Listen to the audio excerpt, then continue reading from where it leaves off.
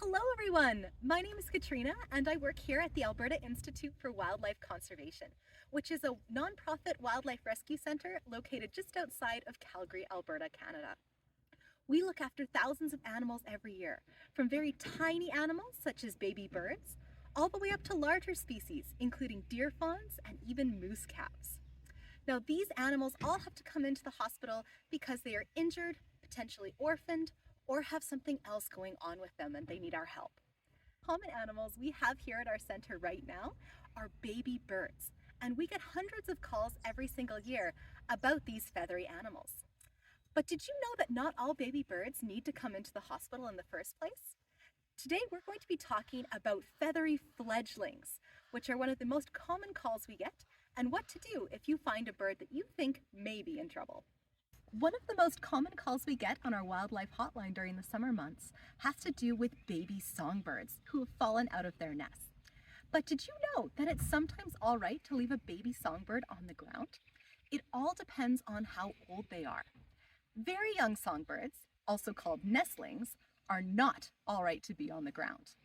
These birds often have very short feathers or may even be completely bald in the case of newly hatchlings. If they are on the ground in this state, unfortunately they're not able to hop around or fly yet, and they have a hard time keeping themselves warm. If you find a bird of this age on the ground, the best thing you can do for it is to put it back up in its nest so that the parents can continue to look after them. However, if the parents are missing, or if you think there may be an injury, then the next best thing to do is to call your local wildlife rehabilitation center. It is never a good idea to try and look after one of these birds on your own, unless you are a professional wildlife rehabilitator. Young songbirds need extremely specialized care to do well in captivity.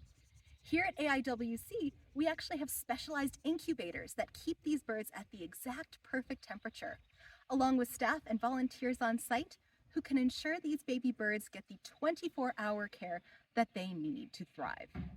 This can include feeding every 15 minutes during the day, which is not something that most people are able to do just on their own. Now, you may be wondering, won't the mother bird reject their baby if they smell like a human? Well, that is actually a myth. Most songbirds have not a great sense of smell, so they will not notice or necessarily care if their baby has been briefly touched by a human. However, that does not mean it's a good idea to cuddle baby birds that you find on the ground. Most animals are actually quite frightened of humans. We are large, we're quite scary looking, and they do not want to be held by us. The best thing you could do for these babies is to hold them just long enough to pick them up and put them back in the nest where they belong so that their parents can continue to look after them. Now, unlike nestlings, slightly older baby birds are often perfectly fine on the ground. When a bird has started to get its adult feathers and has hopped out of the nest on their own, we call them fledglings. Now, you can often tell a fledgling apart from an adult bird because of their slightly smaller size, but also their shorter wings and lack of tail feathers.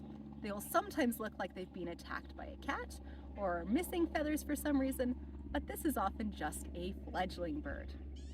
Now, fledgling birds are often perfectly fine on the ground. They typically will spend 2 to 3 weeks hopping around, with their parents still feeding them during that time and protecting them as well. You can kind of think of fledglings as the teenage birds of the bird world.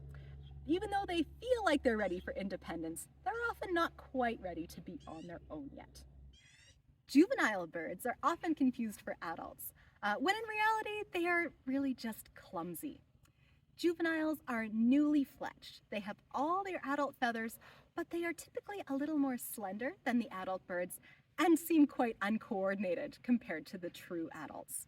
You also notice that some of these birds will have slightly different colored eyes. For instance, crows, magpies, and raven juveniles will often have blue-gray eyes instead of the black eyes that we commonly see on adults. These birds, unfortunately, are very commonly injured, either because they have flown into windows, been hit by cars, or been attacked by predators. And part of that is because they are still new to the idea of flying and finding their own food. They haven't quite got the grace that the adults do and haven't learned about all of the dangers in the world. If you do find an injured bird of any age though, the best thing to do is to call your local wildlife rehabilitation center.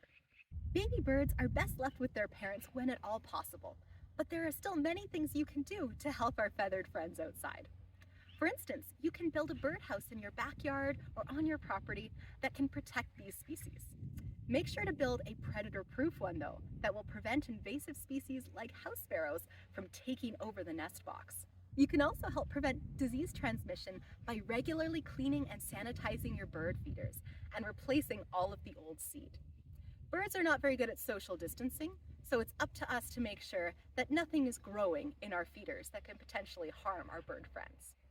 We can also do small actions, such as keeping our pet cats inside or on a leash when they're outdoors, and prevent them from, unfortunately, going after our bird friends. Even doing things like turning off your lights at night can help reduce stress for our birds by lowering our light pollution levels and making it a much more enjoyable place to be outside.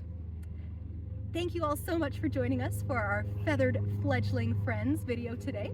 And if you have any questions or would like to donate to our organization, you can go ahead and check us out online at www.aiwc.ca.